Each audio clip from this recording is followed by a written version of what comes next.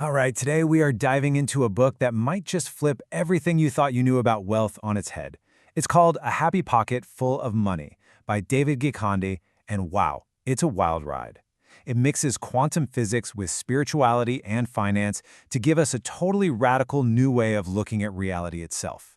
So let's jump right in and see what it's all about. So the book starts by hitting us with this huge question, and it's really meant to shake up our most basic beliefs. I mean, think about it for a second. We spend so much of our lives chasing money, saving it, stressing about it. But what if its power isn't real? What if it's just a big illusion, a story that we've all collectively agreed to believe in? Okay, so if we're going to wrap our heads around the book's main message, we have to start by completely tearing down our old definition of money. The author's first big point is that it's not at all what we think it is. It's way more of a grand illusion, a symbol for something that runs much, much deeper. And boom, this quote right here, it's the whole idea in a nutshell. The argument is that value isn't actually in the paper money or the coin. The value is inside of us. Think about the housing market, right? A house can be worth $1 million one day and then half that the next.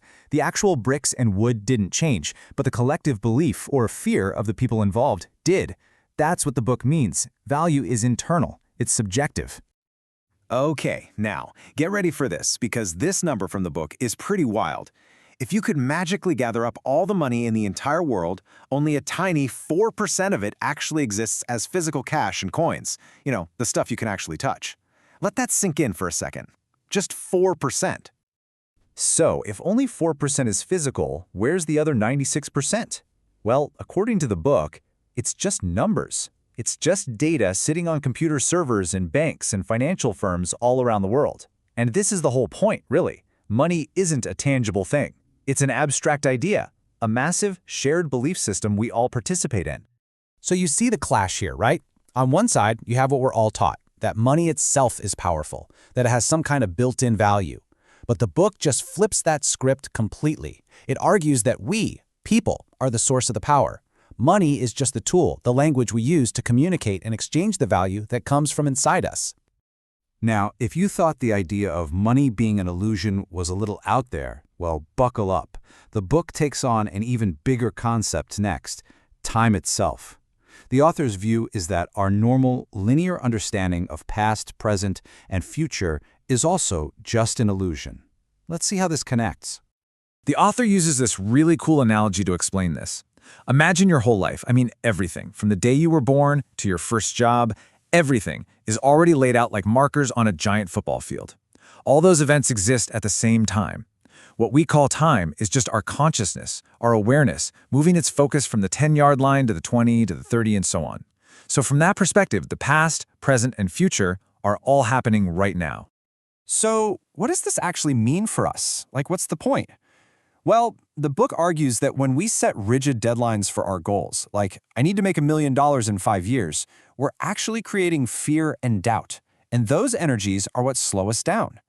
The big shift is to stop saying, I will be wealthy, and start feeling I am wealthy now. It's all about embodying the state you want in this present moment, because the present is the only thing that's truly real. And all of this leads to what is really the absolute heart of the book's entire message. If money and time are just illusions shaped by how we perceive them, then it stands to reason that the most powerful creative force in our lives has to be our own mind, our own consciousness.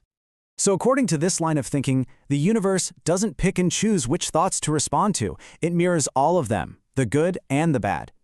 This is where the author brings in ideas from quantum physics. The concept that the observer, that's you, actually influences the reality being observed.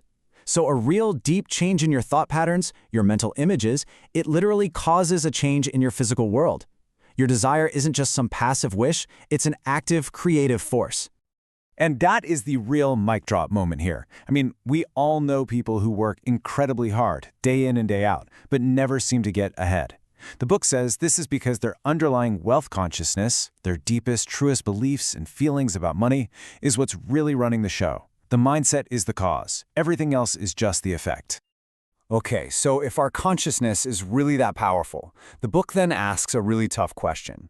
What if there are systems out there in the world specifically designed to influence our consciousness and keep us locked in a feeling of lack or scarcity? Now, this next part gets into some pretty controversial claims from the book, and I just want to be super clear. We're simply summarizing the author's perspective here.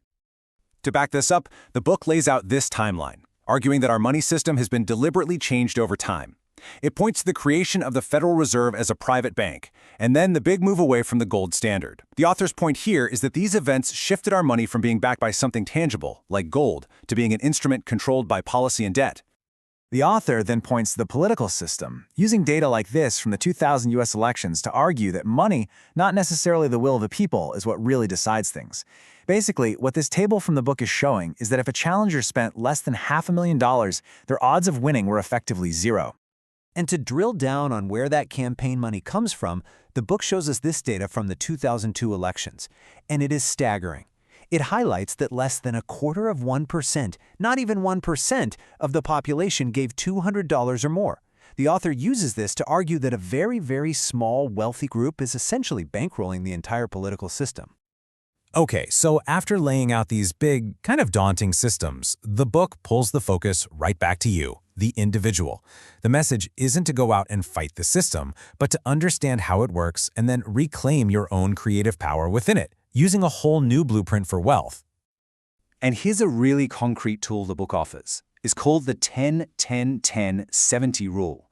So 10% goes to taxes, another 10% goes to charity, which helps create a flow of giving and receiving. 10% goes to long-term investments for your future, but here's the most radical part. 70% is for you to spend and fully enjoy your life right now. The whole point of this practice is to build the feeling, the consciousness of having more than enough. And according to the book, that feeling is exactly what attracts more wealth to you. And this is really the final piece of the puzzle. It's about aligning what you do with what you truly love. When you're operating from a place of passion, you're creating the highest possible value. The money, the book says, just becomes a natural result of you living your purpose. It follows you. You don't have to chase it. And so we end up right back where we started, with a question for you to think about. After all this, is wealth really something you find in your pocket or your bank account, or is it an internal state of being, a state of mind that you create first, which then goes on to shape the entire world you experience? The book's answer is that figuring that out is the key to absolutely everything.